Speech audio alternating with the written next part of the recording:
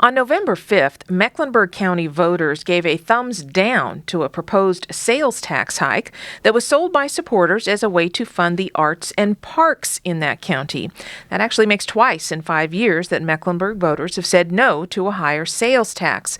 The county is one of many North Carolina counties that have attempted to convince voters over the years to raise sales taxes.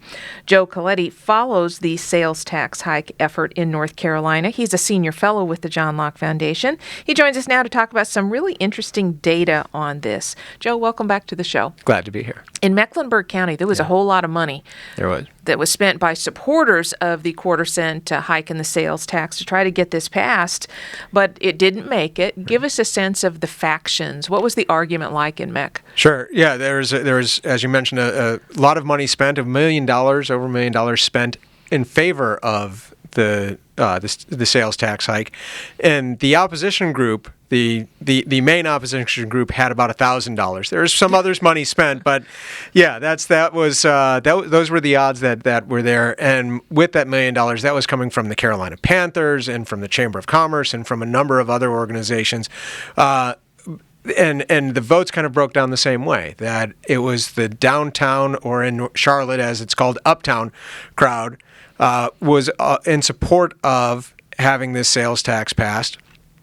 And the suburbs and the poorer areas of Charlotte were against it. And that's what we saw with the votes, and that's kind of what we saw with who it was. Council members and commission members, Pat Cotham on the county commission and Tariq Bakari. So you had a Democrat and a Republican both coming out against this, and part of it was about the regressive nature. Part of it was about what the money was being used for. That arts was the main selling point when it first came out, and that people didn't necessarily trust that the money would be used the way that the county commission said it was, on arts, on education, and on parks. And they even tried to bribe the northern cities in Mecklenburg County by saying that a portion of the money would go to Huntersville and the places up there.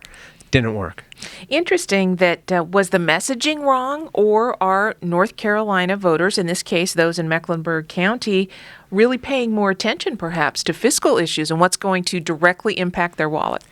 That's where the question comes in, is that taxes that continue to lose more often than not, but people are still willing to support bonds. And so we saw across the state a number of bond issues passed. So it's not necessarily that people are looking for fiscal responsibility. It's that if they see that it's a tax hike and they see what it's being used for, especially in this case, there is some reticence to go along with that. In this case, especially because the sales tax is generally regressive, that it affects poor people with it takes a higher percentage of a poor person's income than it does a wealthy person's income. And then the money was going to go 22% of it, or 45% of it, to the arts, which is mainly the ballet and groups like that are more patronized by people with higher incomes. That was where some of the discomfort came this time, in addition to the just general opposition to higher taxes, which explains where the Americans for Prosperity and some of the Republican opposition came from. That's very interesting, what you mentioned about the difference in perception, perhaps, between a sales tax hike and a bond referendum. Right. We saw during the election in early November in Durham, for example, they passed overwhelmingly an affordable housing bond. Mm-hmm.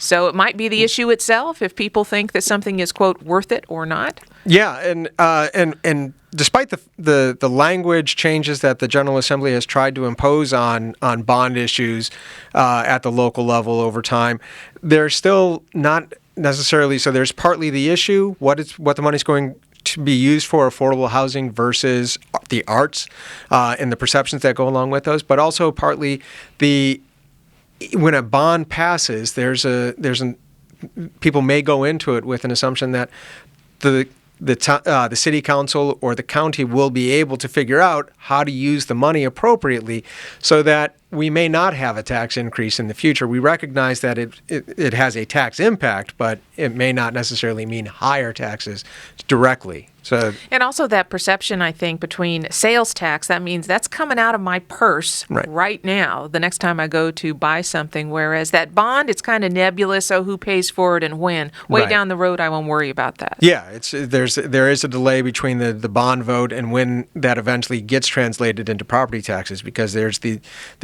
about a year before the bonds actually get issued, and then another year before you start paying debt service on them. But even within Wake County, where there have been a number of bonds passed, including a $1 billion school bond a couple years ago, the translation of that into higher property taxes, we've seen higher property taxes in Wake County. Wake County now has higher taxes than property taxes than Mecklenburg, but it may not be that you connect the bond that we passed a couple years ago to the higher taxes today. You know, Joe, it's interesting that Mecklenburg, with this sales tax hike going down, that's the second time in Mecklenburg that they've tried to pass that. And scads of other North Carolina counties have been putting this quarter-cent sales tax hike on the ballot over the past few years. You did some interesting analysis of that. Tell us what you found. Well, taking a look at the sales tax votes since 2008, when we could take a look at what the turnout was for votes, found that generally, a 10% increase in turnout means a 2.5% decline in the percent of people voting for tax increase. So the lower the turnout, and people, there's a general rule that people understand that the lower the turnout, the more likely you are to have higher taxes and to have more support for a tax increase. But it really came out in the numbers that you could see that it was 10% increase in turnout, 2.5% decrease in the percent of people voting for it. And you can kind of see that in this one, that in 2014, the last time that this was on the ballot in Mecklenburg, there was a 37% turnout. 61% of the people voted against. This time you lost about 4% of the people voting for it or voting against, while you had turnout fall by 20%.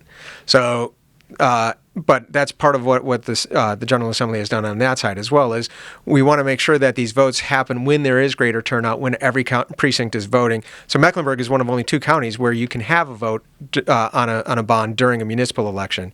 And we see that next year we have 2 votes in the primary and none indicated yet in the general election, but the higher the turnout, which you have in presidential elections and in primaries, in presidential primaries, the lower the likelihood of a passage. And Joe, what you're really getting to here is, if you are an elected official who is listening to Joe Coletti's analysis, you're thinking, aha, there is strategy to this as to when they might put these things on the ballot. So there's a lot of behind-the-scenes stuff that goes on. They don't just, pull out of the air the date that something's going to be on a ballot. No, primaries are more likely than in the general election. Municipals, you're more likely, but there are they have fewer options to start gaming with time than they used to. Well, it's a fascinating analysis of what has gone on in North Carolina over the past 10 or 12 years, as more than 70 counties have gone to voters, my goodness, at least 160 times, asking to raise the local sales tax by a quarter cent. You can read Joe's analysis of all of this at johnlocke.org. Joe Coletti, thanks so much. Thank you, Donna.